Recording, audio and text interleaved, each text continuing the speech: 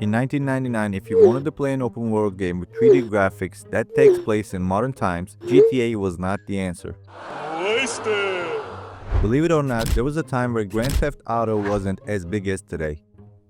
Look, in 2013, GTA 5, that's the current game, racked up $800 million in sales in its first 24 hours and $1 billion in sales in the first 3 days. Reflections Interactive released the first Driver game in June 1999, and in just 2 months, they sold more than 1 million units. And as it happens with every commercial success, everybody wanted a piece of the action. Atari, as the highest bidder, got the publishing rights for the second game. Martin Edmondson, founder of the Reflections Interactive, was at the height of his career.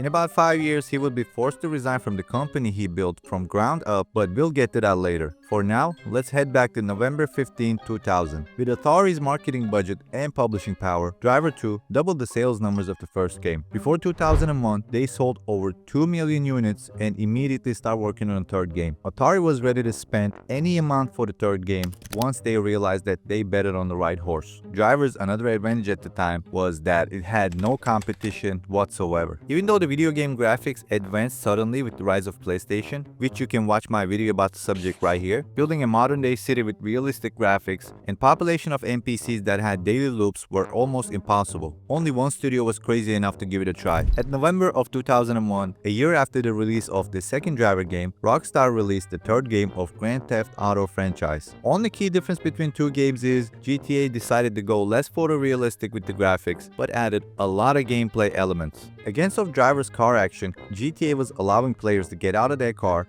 and commit all sorts of crimes in fictional city of New York, aka Liberty City. But Atari decided to play it cool.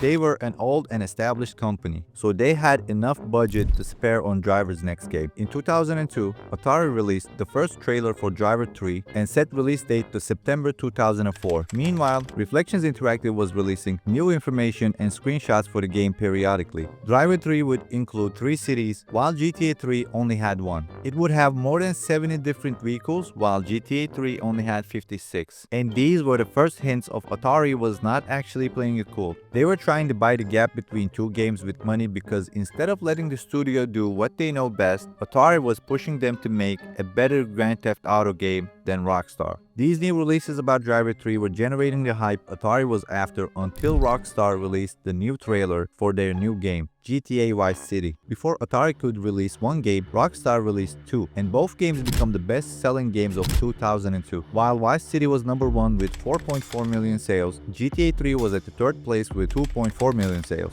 This time, Atari was actually panicking and pushing the developers to get Driver 3 before ROCKSTAR could release another title because they were about to. ROCKSTAR Games published the trailer of San Andreas and set the release date at October 2004, just a month after Driver 3's release. This meant that in less than a month, GTA would come and steal the show, and Atari, trying to solve everything with money, acting like they had no idea how game development works, pushed Reflections Interactive even more and brought the release date 4 months forward to June 2004. The reason Atari was so confident with the last plan they made because it actually worked before. In 2003, Atari did push Shiny Entertainment to release Enter the Matrix game before it was complete, so developers deleted the unfinished chapters and released the game before it was completed 100%. And the game didn't flop because it was decent and it had the name Matrix in the title, which meant automatic success in the year 2003. This put Martin Edmondson and his team in a real tight spot, and between training new personnel, working on a scale that they never did before, and trying to catch a new deadline, Martin realized that Driver 3 had a very little chance to be successful at all. But Atari had a plan for that too. This is all going to plan.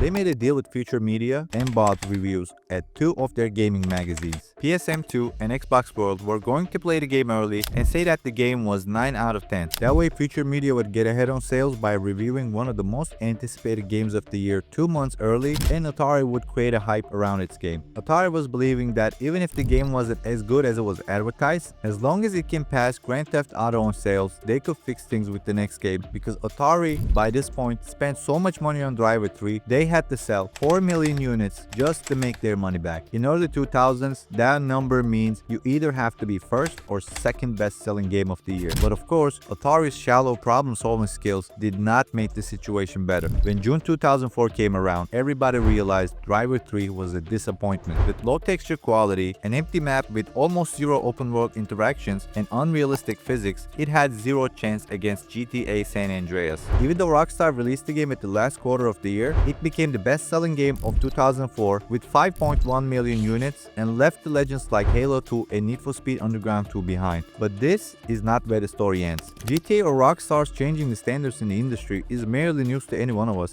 What's crazy is how Atari handled the situation afterwards.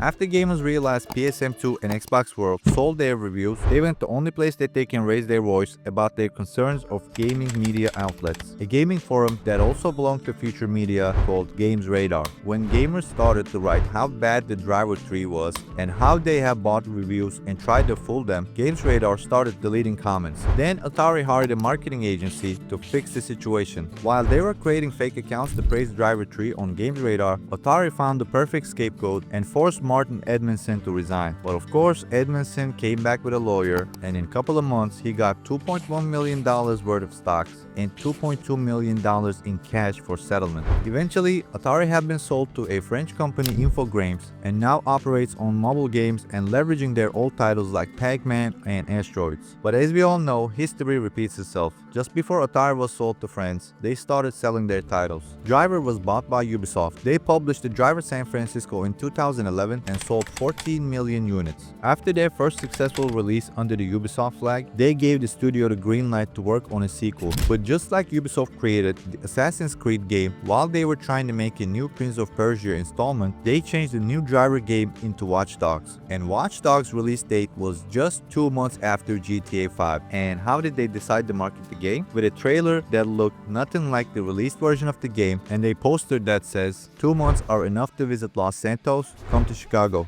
on November 22nd. And when November 22nd came around, Goodbye, my old friend. Thanks for all the advice. Bye-bye.